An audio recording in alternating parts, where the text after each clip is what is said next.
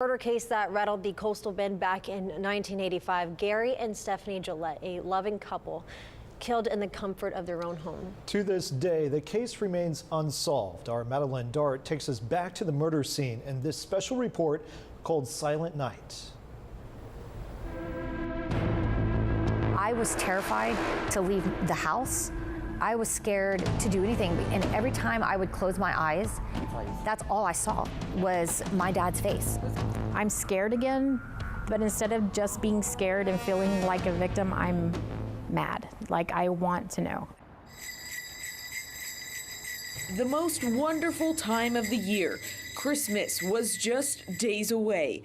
Shay, Christy, and Candace Gillette were getting ready to go to their father Gary's house to decorate with their stepmom, Stephanie. I loved going over to Dad's house. Like, I always got to sit and brush Stephanie's hair, and I learned how to French braid on her hair. But that never happened. Gary called saying something had come up. And said, hey, listen, we had some Christmas parties pop up.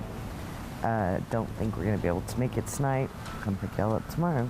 Shay, 14, Christy, 11, and 8-year-old Candace patiently waited the next day, December 14th, to hear from their father and stepmom. Nobody could get a hold of him, and that was way out of the ordinary for my dad. When the call didn't come, Shay went over to the home off of Sweetbriar Circle with her friends. And when I noticed all the lights in the house, everybody that was with me was just walking around the house. The garage door was wide open. Shay says she had a view of the room, hallway, and closet from that window.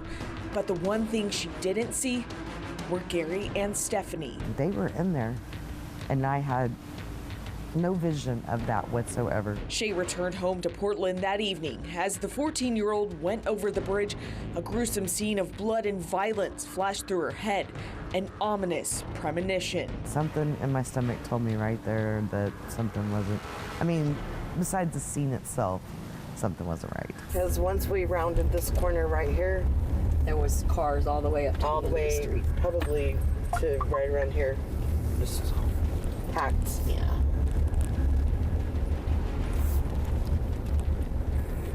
And I think we had to park somewhere right around here. Right around yeah. And we had to run from where we parked down here. It was a horrific scene.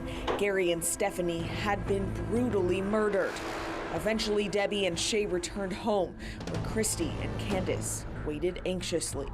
My mom walks into the doorway of the kitchen, and she lifts up her sunglasses, and her face is just like tear stained, splotchy, swollen, and I'm like, he's dead, isn't he? And she was like, yeah. And I just knew. Autopsy reports state the couple was stabbed numerous times with a knife and a hatchet. On December 17th, the beloved couple was laid to rest. The daughters, Gary's ex-wife Debbie, and family members continued to mourn the loss as police began an investigation that would continue for decades.